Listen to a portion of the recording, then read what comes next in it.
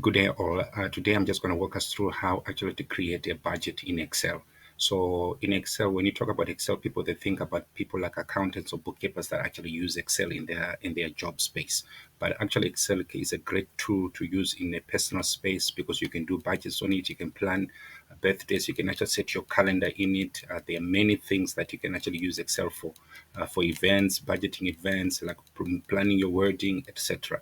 So there's a lot of things that you can actually use Excel for. But today I'm just going to walk you through on how to create a budget.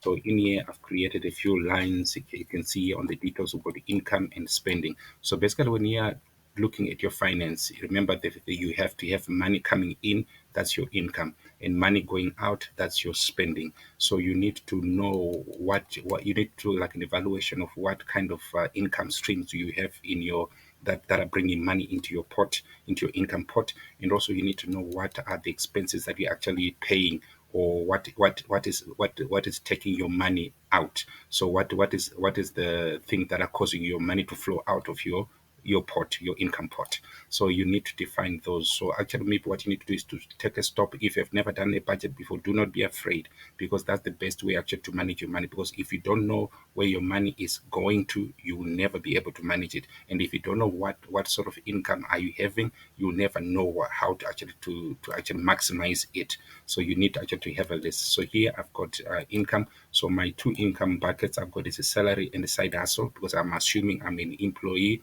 I'm somebody who's working, but you can be in business. If you're in business, it's the same. You can either put your salary or maybe money you're withdrawing that you're actually getting from your business. So here we go. So here I've put in 15,000 in my side hustle. Maybe I'll assume it's gonna be maybe 5,000. So my total, so the total I'm gonna put it here on top of income. So you just go to your home and then auto sum. I'm going to use auto sum to add this two. So that's how you add. So there is my 20,000. So I'm going to just bucket, put this into border, so that at least I'll know what this two relate to.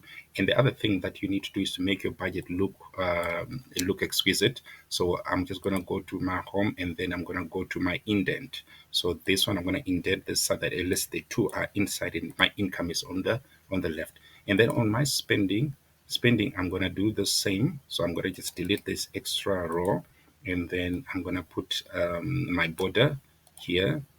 And then so what I've done is I've put my house repayment, car repayment, grocery, and then can see I've got food, toiletries, and pets. So these I'm gonna indent to the right, because it's all part of grocery. And then fuel and transport, you may decide to categorize them separately, or you can actually put them together, because it's one and the same thing basically. So you decide how you want to bucket your expenses, and then I'm gonna indent all these maybe up to here, and then indent, so that at least if you want to put anything, maybe say you are actually going to school, you got school expenses, or maybe college. So I can say college, yeah, and then maybe whatever you have, you can add it at the bottom. Maybe say personal care, personal hygiene, personal care, maybe your haircuts and the like. Then you can put it at the bottom. So let's go. So how's it payment? Maybe I'll say I'm paying my bond is costing me maybe 5,000, and then my car repayment maybe is costing me 2,999, and then my grocery for food is costing me maybe say 5,000, because food now is very expensive. Maybe my toiletries, maybe 1,500. My pet food, maybe say 2,300, 2,600. And then fuel is costing me maybe say 5,000, 600 per month. My transport, maybe say 1,500, my ordinary transport. And then college, maybe I'm paying say 500 per month. And then my personal care, maybe I spend maybe say 500. So on the food and grocery, remember, so this guy here, we need to actually to add him here, but it's fine. We can actually put it separately like this, because it's all gonna go into grocery. So we don't need to actually depict it here. And then here I'm gonna put my total again. So here we go. So and then I'm gonna sum it up to here. And there is my 20,000. And then here I'm gonna put my total at the bottom. It's gonna be surplus or excess. of income over expenses, over spending.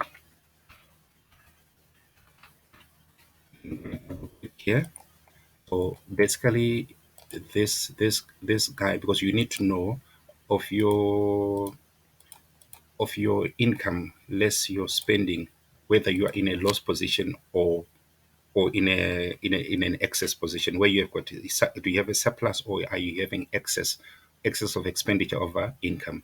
So in this case, so we're gonna just say equals to that plus that. So can you see I've got 8199, which means I've got excess. So surplus is gonna be my, so if this number is going to be minus, that means I've got more money that I'm earning. So can you see I've got 20, but I'm spending 28. So then if in that case, then you actually have to readjust your budget to see where can you streamline to make sure that you actually get to get in line with your, to break even with your income. So in this case, then maybe let's assume then you can decide to say maybe on my food I'm going to slash maybe to say 3 grand, and then toiletries maybe 1,000, then pet food maybe 1,000, maybe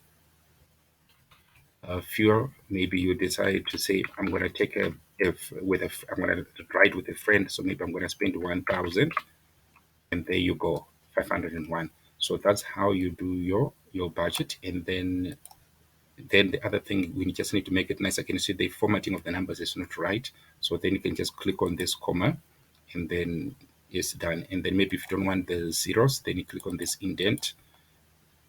Let's click again one more so that it lets it go. So here we go.